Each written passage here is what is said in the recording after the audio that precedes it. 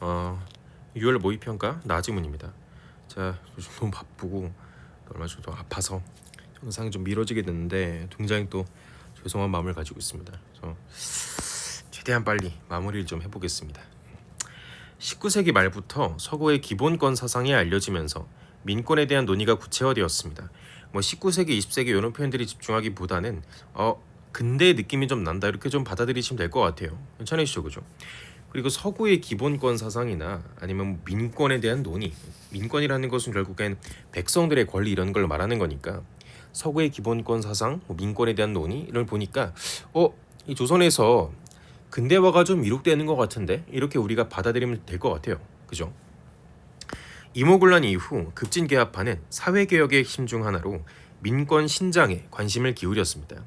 개화파라는 것은 결국엔 개화를 지향하는 당파들을 말하는 것이겠고, 그리고 민권 신장이라는 게 어쨌든 백성의 권리를 끄집어 올리는데 그 목적성이 있을 것이기 때문에 이 개화라는 것과 근대가 가지고 있는 이미지 그리고 민권 신장이라는 키워드를 잘 조합해서 우리 머릿속에 충분히 넣을 수 있을 것 같아요, 그죠?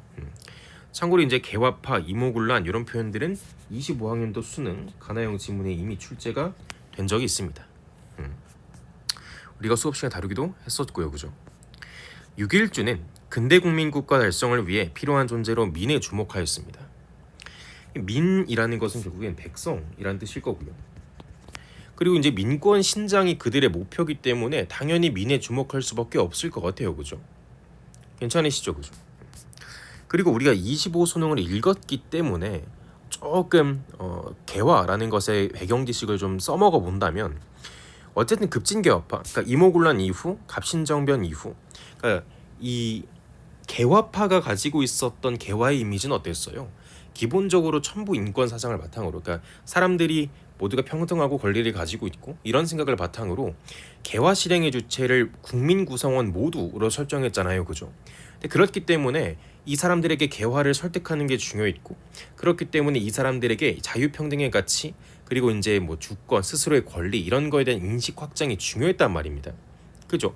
그럼 근대 국민국가 달성을 위해 필요한 존재로 민에 주목하였다는 문장을 읽으면서 그 기출이 머릿속에 살며시 지나가면서 그럼 개화파는 원래 그런 사람들이었기 때문에 당연히 근대 국민국가 달성을 위해 민이 필요할 수밖에 없었겠네.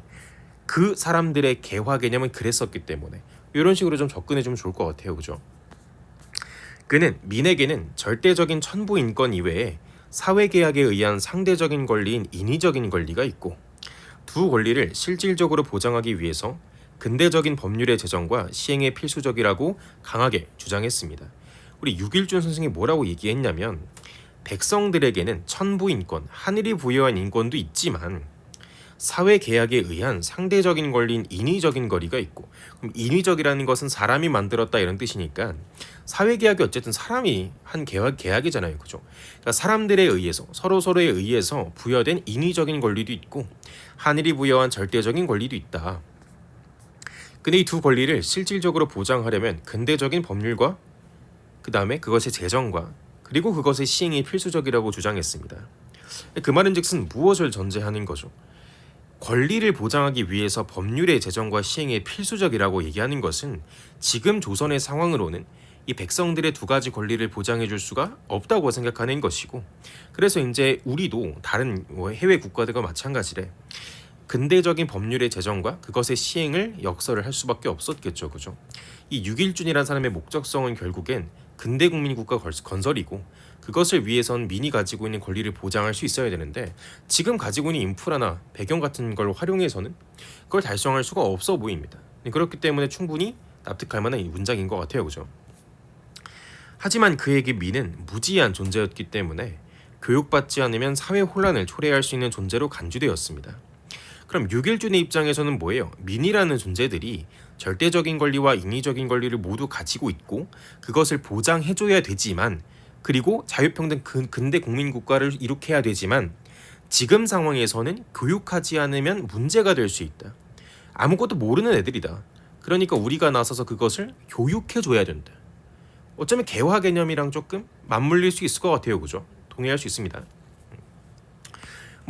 명확하게 그렇다고 단정할 수는 없지만 어쨌든 이 급진개화파들이 추구했던 이 근대 국민국가는 어땠어요? 이 평등한 사상 그리고 개화 이 실행의 주체로서 국민 구성원을 상정을 했기 때문에 이런 식으로 뭐 상하 개념을 나누는 것은 크게 좋은 방향은 아닌 것 같아요. 그래서 전 여기까지 읽고 나서 이게 6.1준의 이론의 한계점이 아닐까라고 전 받아들였습니다.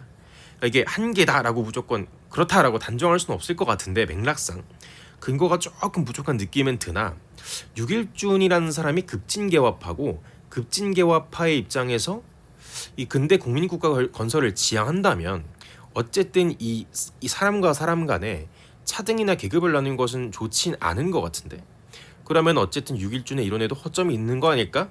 라고 우리가 생각하고 읽을 수 있다 이런 얘기일 것 같아요. 그죠? 박영효는 민권이 보장되지 않으면 국권도 위태롭다고 보았습니다. 결국엔 민권이 보장이 되어야 국가의 권리도 보장이 될 수 있는 거죠. 그리고 민의 자유와 권리는 법을 통해서만 존재 가능하고 법을 지킬 때만 보호받을 수 있다고 주장하였습니다. 그럼 어쨌든 이 민의 자유와 권리를 위해서 법이 필요하다는 사실은 박영효 씨도 크게 부정하진 않을 것 같아요. 그죠? 그래서 어쨌든 박영효나 6.1준이나 둘 다 뭐 A, B, C 우리 많이 하지만 둘 다 급진개합하고 근대 국민국가 건설을 꾀했기 때문에 그리고 민에게는 자유와 권리가 있고 그것을 보장해 줘야 된다고 생각할 것이기 때문에 그것을 위한 법 제정 및 시행에는 모두 동의를 할 것 같습니다. 동의할 수 있죠, 그죠? 참고로 우리 박영효 씨는 고종 황제의 부마라고 한다면 왕의 사위를 말합니다. 고종 황제의 사위입니다. 뭐 어쨌든 김윤식을 비롯한 온건개화파는 급진이라는 것은 더 급박하게 나아가는 것이고 온건은 지금 체제를 지키면서 수용하는 입장이니까 조금은 보수적이다. 동의할 수 있습니다. 온건개혁파는 국가의 노비 세습 금지령 공포에 전적으로 지지한다는 입장을 표현하면서도 인간은 타고난 능력에 따라 귀천이 생기고 이에 따라 부림을 받는 것이 정당하다고 주장하였습니다.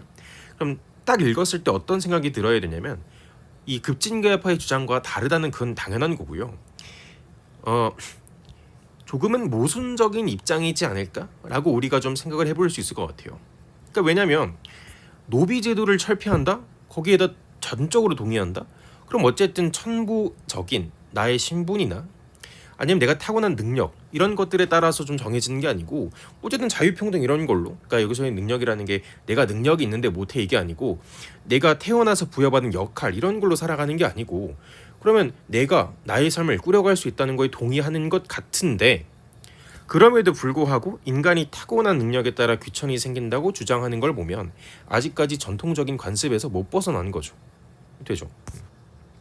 그러니까 한편으로는 이걸 지지하면서도 또 한편으로는 이 세습적인 그러니까 타고난 능력에 따라 귀천이 갈라진다는 조금은 봉건적인 생각을 가지고 있으니까 그게 양면적이다라는 사실에는 동의할 수 있을 것 같습니다. 그죠? 그 다음에 우리가 좀 생각을 해봐야 되는 건 온건개합은 기본적으로 내가 가지고 있는 체제 내에서 수용을 하는 겁니다. 그러니까 조금은 보수적이죠, 그죠? 그러니까 이런 거 있죠. 이거 완전 성리학적인 생각 아닙니까? 내가 내 역할을 타고나고 사회에서 그 역할에 맞게 수행해 나가는 것이고, 그다음에 각자의 역할이 부여된 역할에 따라서 행해야 될 것들이 정해져 있고, 완전 성리학적이잖아요, 그죠? 그러니까 이제 굉장히 중세적인 관념을 가지고 있는 사람들임을 알 수 있겠죠, 그죠? 민권에 대한 개화파의 주장은 여러 상황과 맞물려 갑오개혁의 신분제 폐지라는 법제상의 조치로 이어졌지만 노비는 여전히 잔존했고 사회적인 차별도 지속되었습니다. 민권에 대한 개혁파의 주장이 뭐였죠? 사람들은 모두 권리를 가지고 있고 백성들은 권리를 가지고 있고 그 권리라는 것은 천부인권도 있지만 어떤 것도 있었어요. 그렇죠. 인위적인 권리도 있었죠. 그런 것들을 뒷받침할 수 있는 법이나 제도 이런 것들의 시행 재정 이런 것들이 필요하다고 보았죠, 그죠? 그러니까 어쨌든 뭐 온건개합하든 급진개합하든 뭐 노비제 폐지 이런 거에 동의를 할 것이고 자유와 평등을 지향한다는 점에서 뭐 큰 차이는 없을 것 같은데 뭐 어쨌든 뭐 당장 뭐가 해결되기는 어려웠겠고 시간이 지나면서 갑오개혁의 신분제 폐지라는 법제상의 조치로 이어지긴 했습니다.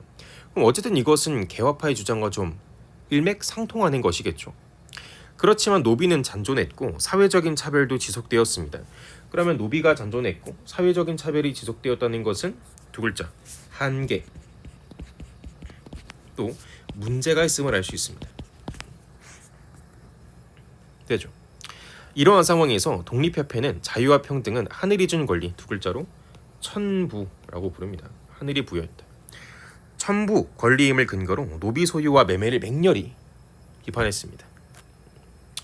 뭐 그럴 수밖에 없지 않을까요? 그러니까 신분제라는 것이 법적으로 철폐가 된 상황에서도 노비가 잔존하고 사회적인 차별이 남아있다는 것은 제도상으로는 철폐가 되었지만 사람들의 머릿속에선 아직 남아있다는 거잖아요. 그죠? 우리가 이렇게 좀 생각을 해보면 될 것 같아요. 우리가 뭐 2사 학년도에 양천제 관련 지문도 있었고요. 그 다음에 25 수능에 과학정신 관련 지문도 있었습니다. 이 제도라는 것과 사람들의 정신이라는 것은 항상 같이 가는 게 아닙니다.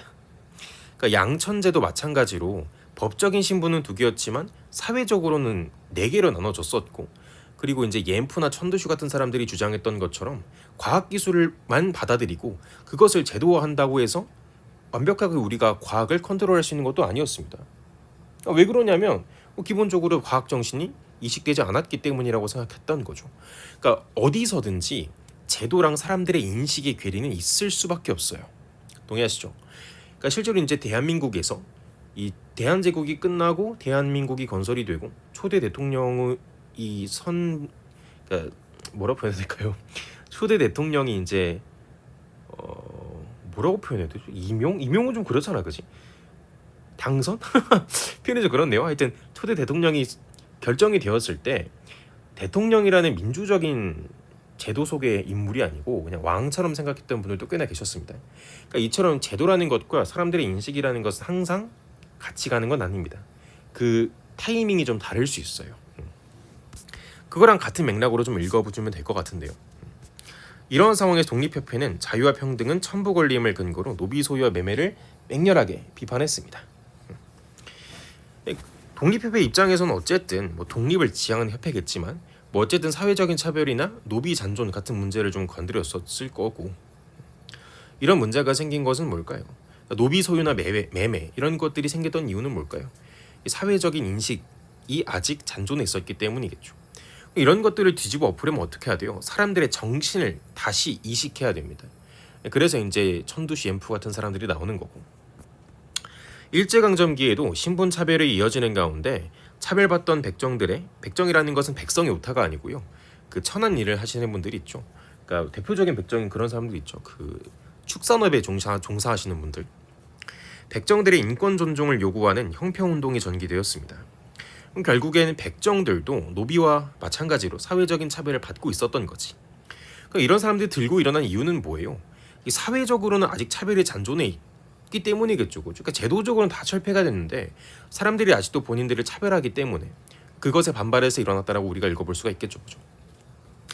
1923년 경남 진주에서 형평사가 조직되어 시작된 이 운동은 경제적인 부를 쌓은 백정들과 사회운동가들이 결합하여 본격화되었고, 이후 대중들의 호응을 이끌며 전국화되었습니다. 이 운동은 인간의 존엄성과 평등을 이루려는 인권운동이자 참여자들에게 실질적인 혜택을 제공하는 공동체의 운동의 성격을 지니게 되었습니다.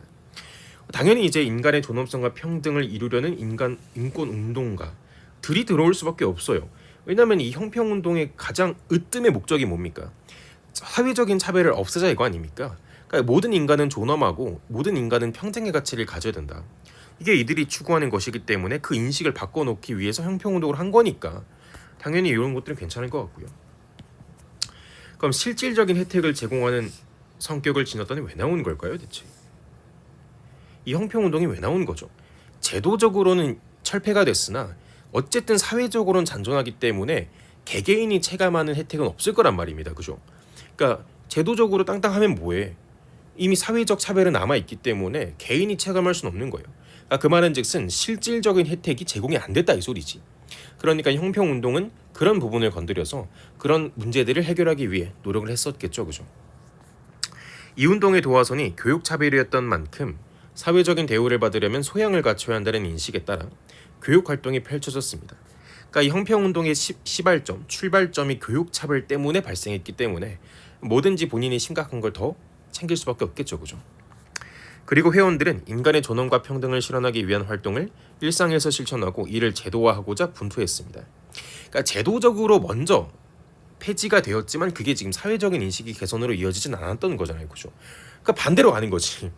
일상 속에서 그것을 추구하고 이게 이제 법제화되도록 요구하는 거죠. 그리고 무엇보다 이런 일반적인 백성들은, 그러니까 일반적인 국민들은 이 뭐라 그럴까요? 입법권이 없잖아요, 그죠? 그러니까 이 우리가 일반적으로 생각했을 때 우리가 직접 가서 법을 만드는 게 아니잖아요, 그죠? 그렇다 보니까 아래서부터 위로 올리는 그런 운동을 지향했겠죠, 그죠? 다른 사회운동과의 연대를 통해 변화를 모색했던 형평운동은 내부 분열과 갈등, 일제 억압이 이어지면서 위축되었고 1935년에 형평사가 대동사로 개칭되면서 운동의 본래 성격을 잃어버린 한계가 분명히 존재하면서도 불구하고 이런 것 같은 의의가 존재한다. 이렇게 읽으시면 될 것 같습니다.